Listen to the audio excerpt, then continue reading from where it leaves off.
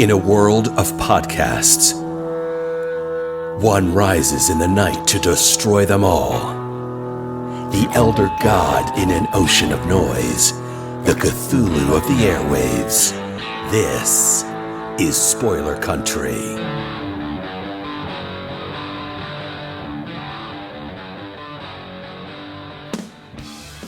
So they went to the Spam Museum. An 8-year-old loves it for some reason, you know. No, like the food and the museum. Both. Probably. She loves the food, but she loves the museum too. So Tafine came home with like jalapeno flavor, teriyaki flavor. They have all the different flavors. So yes, I love it. And there's also a Spam like festival in Hawaii, I think. Oh, really? Yeah, it's like I gotta go visit. I gotta go visit the museum and do the festival. Yeah, that's awesome. Well, you and Arlene, that'll be a lot of fun. How you loving San Diego? Man, can't complain, man. It's definitely a great change from the Northwest. Yeah. And I'm kind of a, a rain kind of wear my jackets and get, nice and cozy in the wintertime kind of guy. But moving here, it's like I can't even go backwards.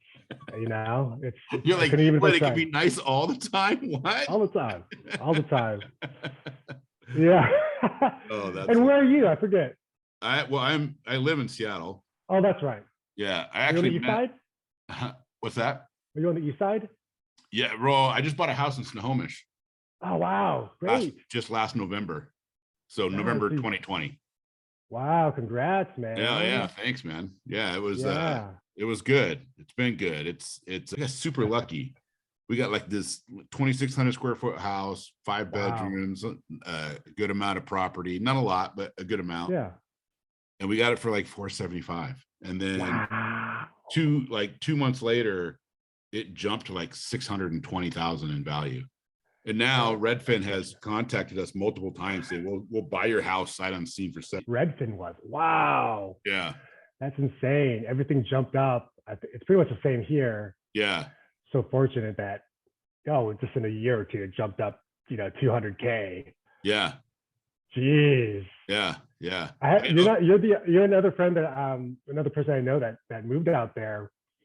Just people want some space and all just getting crazy. I'm not a city guy. I'm not a guy that wants to go live in a loft or in an apartment downtown Seattle. I'll go nuts. I'll go nuts. I'll be like, I'm good. I've known Arlene for since 2006. Microsoft? 2000. Yeah, we worked together at Microsoft. That's right. And then she got me my job here, which is kind of crazy.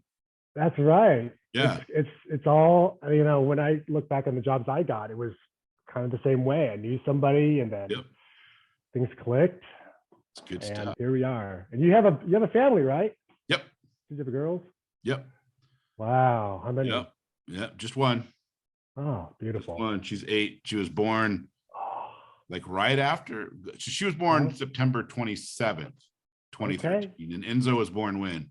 The September 13th. Yeah. So he's just like a week or 2 weeks older than her. Yeah. Exactly. Right. 2 weeks older than her. That's funny. That's right. Second grade then or first grade? Second. Same here. Yeah. She's doing really good with her math and reading, which is good. Hey, that's all you need. Right? Really. I mean, get the science in, get the STEM stuff in, and they're going to be controlling the robots in the future. So they might never die. Got to get them started. Yeah. All right. Can I drink? I got a drink, but it's not a drink. Can I drink? Oh yeah. You can swear. I usually leave it up to the guest. If they swear, then I swear, right? Okay. If they don't swear, then I try not to. But I kind of feel like with this, maybe we shouldn't swear. But I don't think the drinking is a big deal. Okay, good. Yeah. I can also pour it into another cup. I don't know if product place. Yeah. No, we don't. We're not. Yeah, we're not big enough to worry about product placement. They won't give us any money anyways. They won't give you a free Coors for life. No, but I like Coors Light. I'm a Coors Light fan. That's it, man. That's all I drink. It's less filling. So it's like I love an IPA. I love the way they taste. But god dang, man, I have like one beer or beer and a half and I'm full. That's me too. Yeah. Yeah, and I like the. So now I've been like looking for pilsners. Ah, yeah. Which is what a Coors Light is usually, just a pilsner. It's a lager, Yeah, but I mean, it's it's close enough pretty for me close, too. yeah. And then you find a good pilsner, like there's Ravens, Black Raven out of Redmond. Yeah, I've been They have an there. Great place. awesome pilsner. Yep. Yep, in a little kind of like little industrial park sort of area. Yeah. You know, and you get your food gets delivered to you from another place or something. Yeah. Yeah. I miss those places in Seattle. Yeah. They actually have a pretty good beer scene down here. Yeah. San Diego and Seattle, they're kind of like microbrews. Nice. All right, you ready to go? Right on. All right, guys, welcome back to Spoiler Country. I am, of course, Kenrick, and today on the show we're doing something a little different. I think you guys are going to really dig this, because not only is he a comic book enthusiast from way back, but he did a lot of art, a lot of architecture and design, industrial design in college, and just a lot of consumer products and how to come up with an idea and bring it to market. And today he's got an amazing thing going on Indiegogo. I think you guys should really go check out. If you listen to what we have to say and you're interested, we're going to have all the links below. Either if you're on YouTube, you'll be down below in the YouTube stuff. If you're watching on our website, then it'll be in the show notes. And also if you're listening through the podcast, it'll be on the show notes there as well. Derek Silverio, thank you so much, buddy. Howdy. Thank you, right? Thank you for having me. Silverio or Silverio? Right first time. Derek Silverio. Nice. Silver like the color, and then IO. Yeah. Dude, Yeah, you got a cool thing. Let's talk about what's happening right now, because it's going to end short. But then if they miss the Indiegogo, you're going to be coming to market, and they'll be able to keep track and get a part of it then. And it's called the CutCam. Tell us all about. That's right. CutCam. So thank you, Kenrick and Spoiler Cunt, for having us. This is the CutCam. And if you can kind of put it together, this is a hair clipper with a built-in wireless camera. And as you can see, it just pops up and down like this. And this was born out of, really started during the pandemic. Yeah. My business partner, Kevin, he was in business school at the time here in San Diego, and he saw a need for, a hair clipper in his research. This was the time people were locked down, and they couldn't go to their salon. They couldn't go to their stylist or the barber. And, you've probably seen people try to cut their own hair, having their girlfriend or their wife cut their hair. It kind of just clicked. He continued to do the research through his business degree. And he reached out to me, just found me on LinkedIn, saw a picture of me smiling, and he said, "This guy does industrial design, let's connect with him." And I was like, this is a crazy enough idea. I'm down. Yeah. And I'm a practicing independent industrial design consultant here in San Diego. I work with startups. I design all kinds of consumer products. And this was just something that really caught my ear, because there isn't anything out there like it. When you see the product, you immediately understand, oh, okay. Yeah. And then you hit that barrier. It's like, well, could I really cut my own hair? Well, maybe I could, but how would I usually do it, right? You would probably go into the bathroom, position your three-way mirror, something like that. You probably even get that far like me, because, how do you even get there? What if you don't have the mirrors? Yeah. Scissors, clippers? Am I dexterous enough to do this and have it straight? Exactly. Dexterous is exactly the right word to use, because some people can't physically get back there. Yeah, yeah. And what are you even doing when you're back there? Everything's flipped around when you're looking at a mirror. And it's just this weird, bizarro world. You're back here, like, what am I even doing? When I saw that, when you sent me over the stuff, I was like, this is so cool, because I'm a 47-year-old man. I'm losing my hair on top. I don't go to a stylist because they're not going to do anything that's worth the $60 or whatever it is, right? Exactly. I get a number 3 or a number 4 on the side and the back, and I leave a little bit more on top, and I'm good to go. That is perfect. And how much are you paying for that? Yeah, like $40. Exactly. Yeah. And if you're lucky, you'll get a beer and like a scalp massage, but maybe if you're lucky. Yeah. And we started to hear and see a lot of the same things. Like you, yeah, I'm an older guy, right? close to you. And Close enough. close enough. We got kids, we're busy. Yep. And after a while, it's not like you give up, but like, I have hair, but like, I just throw this thing on because, you know, I'm in between. Yep. If you already don't give yourself your own haircut, it's fine. What's great about the CutCam is that it comes with an app that is robust. It has a full library. It will have a full library of tutorials. Yeah. And that's awesome. from my master barbers, so they're actual real barbers who we've partnered with. They'll give you step-by-step tutorials, all different types of haircuts.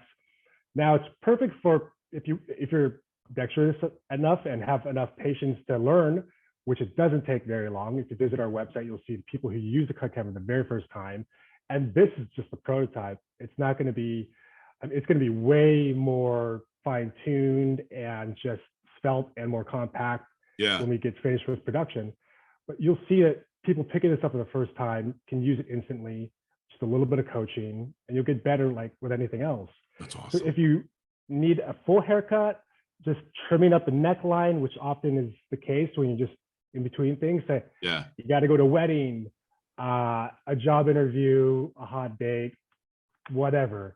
It's not always open when you want it to be. The barber, right at the clock, and they aren't open on Mondays or Sundays. They need a day off too. You're right. You know, not open on Sunday when everybody else is off.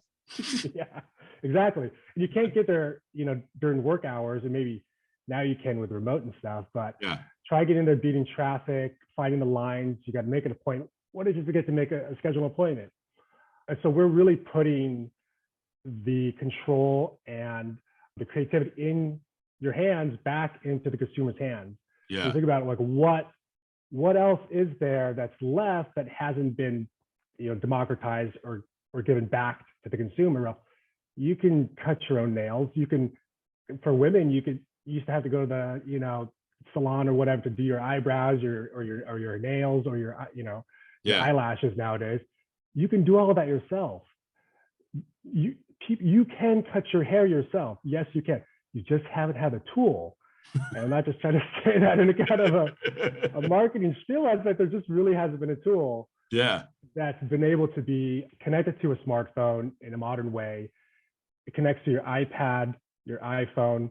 You set it in front of you, and you can look through the tutorials and, the videos on YouTube and our website.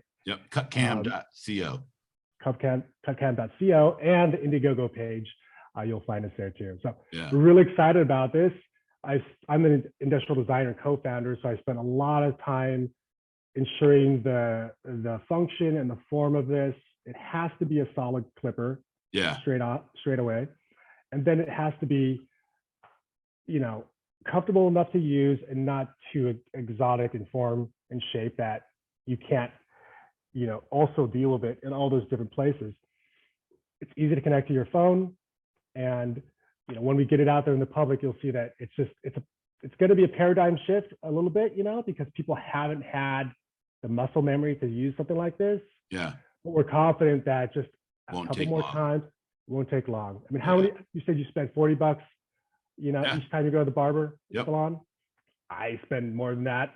I know it's not fun to say, but I know it's very situation, a little whatever. But then, you know, let's skip over that. Let's skip over that. They used to call it Metro back in the day. I don't know what they call it. They just call it regular. He's just a regular millennial. No, but you'll say $100 a year. Up to easy. The time it takes to get there. Everything. So we're really excited about this, and we're just is the app going to be on iOS and Android or both? Is it going to launch on both, or are you launching one then the other? We aim to launch on both. I know there's different, you know, waiting periods for, you know, approval for the apps and stuff, but we've already started that process. And you know, if you're watching and listening to this and you develop apps, if you want to join a team, reach out to us. We're starting this. It's a scrappy 2-person company. Nice. But we are looking for talented people to come on board and help us bring it to the finish line. How did you, I know your partner kind of came up with the initial idea, but what got you into designing doing industrial design like you do, and then bringing it to, because this isn't the first thing you brought to market. And I've always been, it's just for all cards on the table. I know Derek's wife for a really long time. She's a good friend of mine. And Derek has always brought things to market, always coming up with cool stuff. And then you've had successful campaigns in the past, but I've always been astounded that you've been able to design, put something on paper, design it, and then actually have it built. You know what I mean? To show people and how it uses. And now you guys have this thing, I think is going to be your biggest thing yet. So where'd this come from? Yeah, thank you. Yeah, you know, it's funny because you only see the really successful, good stuff, right? Yeah. And, you know, it was really born out of just a love for art and design. When I was growing up as a little kid, I think you mentioned, you know, I was into comic books. Yeah. And I started collecting right when Image came out. And some of my first comics, what's that? Back in the 90s? Back in the 90s, I'm a kid of the 80s and 90s. So I was collecting all the first Spawn, you know, I love Wetworks, all the Jim Lee stuff. So as an Asian American, it was Bruce Lee and Jim Lee for me, you know, and I was Jim Lee is awesome. I know, dude. I would go to all the comic conventions. I had, you know, Wizard. It just inspired me to just be creative. I saw that you could do something creative, and despite Bruce Lee and Jim Lee, I got into martial arts, and I also got into art and design. Nice. Kind of funny how that all happened. Yeah. And I wanted to design cars, right? You want to design cars. I want to be an architect. I want to design these cool buildings. And then you get to school and you realize, like, oh man, that's like the competition is fierce. It's fierce, and there's not a whole lot of people that are really, really, you know, super talented at it. So it's blew me out of the water. Then I saw industrial design, which is kind of a combination of a little bit of mechanical, a little bit of art. Right. And it's more immediate. You don't have to spend 10 years going to school, you know, working as a drafter, and then become, you know, designing tract houses or something. So I really fell in love with product design. It's tangible. You can touch it, feel it. Yeah. And it's immediate, right? People have this immediate sense with it. So in many ways, creating a piece of art like a comic or a movie, it's all kind of in the same boat, right? You have to discover, you have to kind of design and be creative and execute. Then you have to refine, and then you have to do that over and over and over and over again. Right. And with all of those kind of creative and performing arts, and I would even say martial arts, there's a kind of fluidity and a kind of creative magic that comes out of those different areas. And so I love chasing the aha moments, and it's like a drug, right? You take that first drink or whatever of that, and it just captures you.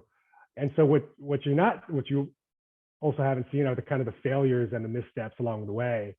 I designed for the corporate world for the longest time, and then I went my own way, created a few companies that didn't quite make it, you know. Then I launched a company called Kinbuilt, and it's still around. We design rugged and modern unisex diaper bags. Nice. Sold out all of those, doing some more. And then that's awesome. You guys sold out of those? Yeah. And so we're starting a new round of products. We're doing backpacks and stuff for dads and moms, parents. Yeah. Where can people go to see that when it's ready? Do you have a place yet?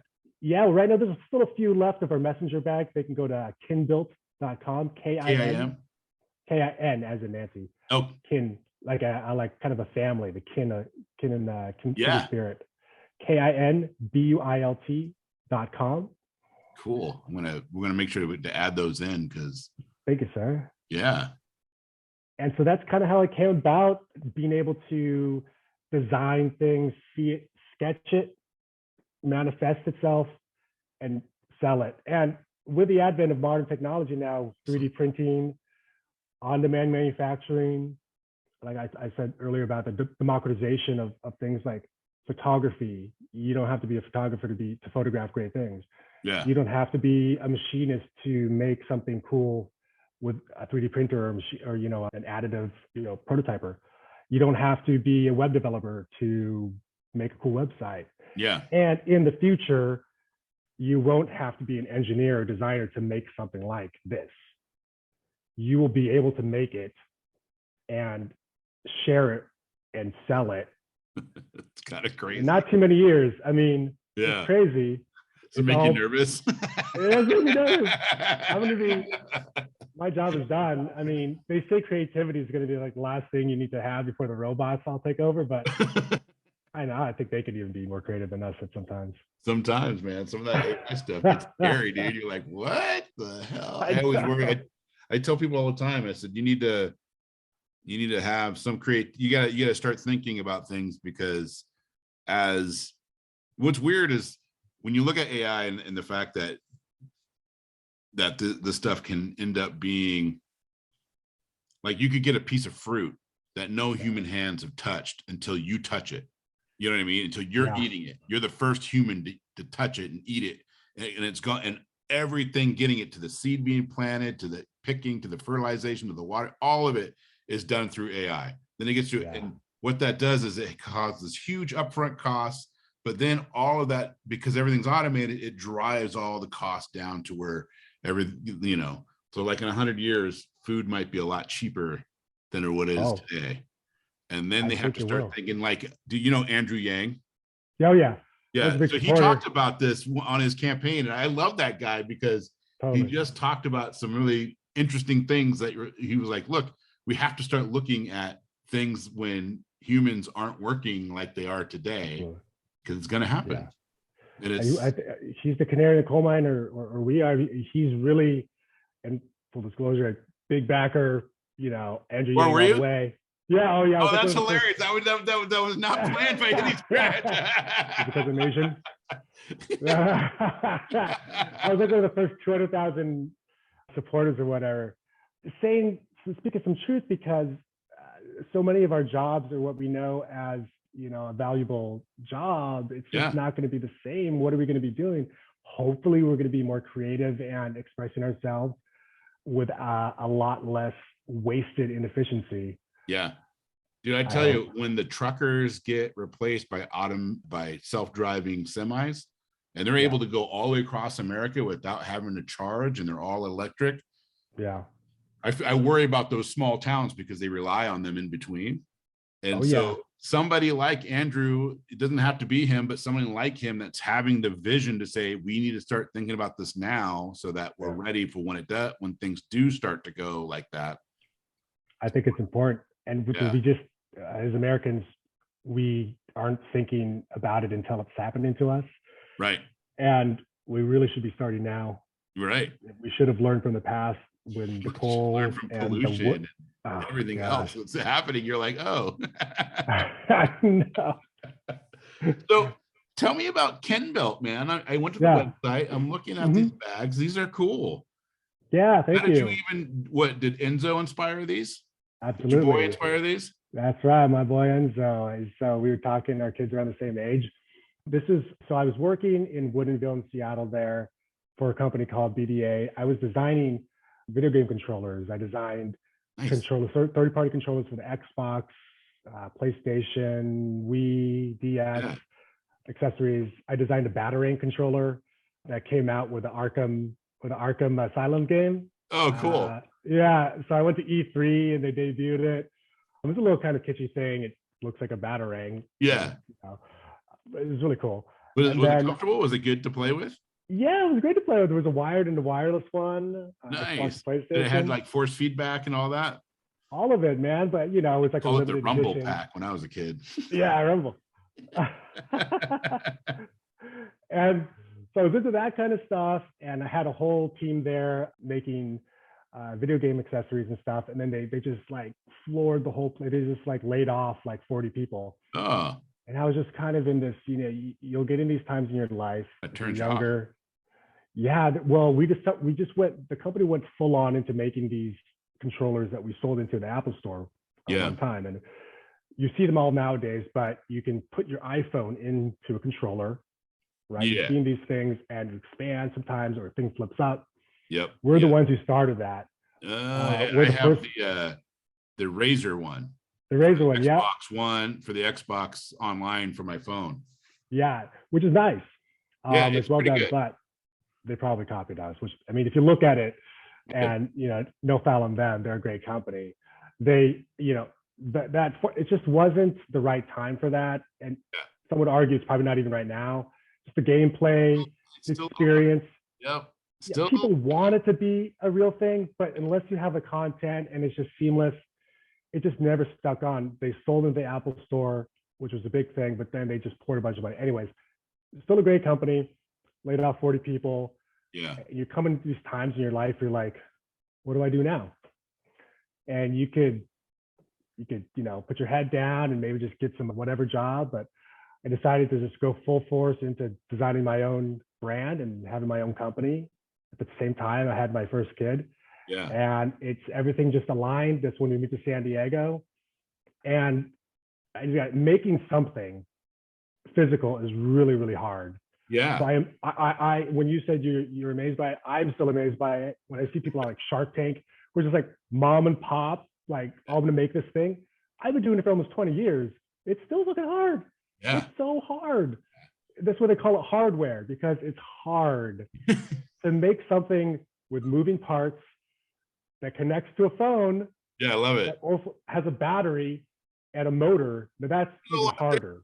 Do you guys have attachments for the blades? You can do number 3 and number 2 and number 4. Yeah, you got it. And it snaps on. Everything pretty much is the same in terms of the chassis and the body. Yeah. So you can clip on attachments with your guide combs. Yeah. So we're going to provide, if you go on the Indiegogo page, there's a perk where you can add on the longer guide combs. So if you want to have like, just a longer length, and then the shorter guide combs is an 8-pack. So you get a lot of adjustability there. Different colors going to come out too. The different colors are going to come out, and there's also going to be a stand for it as well. Yeah. Along with some other kind of phone holders that you can put around your neck. Is it a standard, like a USB-C charger, or is it a? It plugs in. There's a 2-prong, more kind of industrial thing here, but then that goes into a USB. Yeah. So it's not anything unlike what you have today with most electronics. It's pretty standard, so that's good. Pretty standard. Yeah, it's cordless. Yeah, cordless. Because that's yeah. Well, you can untether yourself. You don't have to be in your bathroom, tied to the wall. Yeah. Not too long ago, these became cordless and the same kind of professional grade as the ones you would have at the actual barber. And when I go to the barber now, they have them. Mostly all of them are cordless now. That is awesome. That's a great. And to see the actual prototype there, ready to go. And There we go. Go to CutCamCo.co. You will see people actually using the product, which is That's cool. correct. Yeah. Yeah. No messing around. No messing around. No messing around. And if you go there, you'll find links to all of our social. You'll find easy ways to get to the Indiegogo page. There's only 3 days left, maybe 2 days left. Yeah. And so if you go there, you'll find a few different perks. We're having some sales. I think you can find that stuff on Facebook and Instagram if you search for us. But drop us a line in social. Give us some feedback if you want to see something added to that. We're just finishing up the development phase of this. What you're seeing right now, I would say, is like 70 to 80% there. To everybody who backed us, thank you so much. I mean, you have no idea how much this means to us. All the money will be going straight to the development. We've been bootstrapping this with our own money to pay for all the marketing and everything. So, well, this is like the very definition of a successful campaign. You guys are trying to get 20,000 on a flexible goal. You're already at 65,000. So you blew that out of the water. I know. We're so fortunate and thankful. Early birds, the super early bird special available for people. You still have get 2 of them. Yeah. For $250, which is a great deal, 43% off, and you still got 5 of those left. Of course, your CutCam distributor all. Hey, if you want to buy 10 at a time, please do. We're all for it. Hey, and guess what? It's for men. It's for women. Yeah. Nothing is sexier on a woman, and Arlene can tell you this too because she had this at one time. Side shave. Yeah. With a side shave, every female villain's got the side shave. You got to go to a festival with the side shave. Immediately you're badass. I think this is perfect. You got to get in like this, the Comic-Cons, perfect for cosplayers. Yes. That's it. You know what I mean? Like they're at the con, they're looking, they're like, oh my God, this isn't straight. This isn't right. Pow, pow, pow, pow, pow, done. Bada bam. Bam. Light it up. Light it up. Right there, anytime. You're in a meeting. You're in between things. You're at Costco. Wherever you want to be, wherever you want to be, you take it out of your glove box and you just touch your hair. Oh my I God. mean, Oh, now imagine this. You're 11 or 12. what's that? Imagine this. You're an 11 or 12-year-old. You just start cutting your hair at that age. You never have to. Exactly. Yeah. Anybody can use this. You just turn on a phone or your iPad and you just cook it up.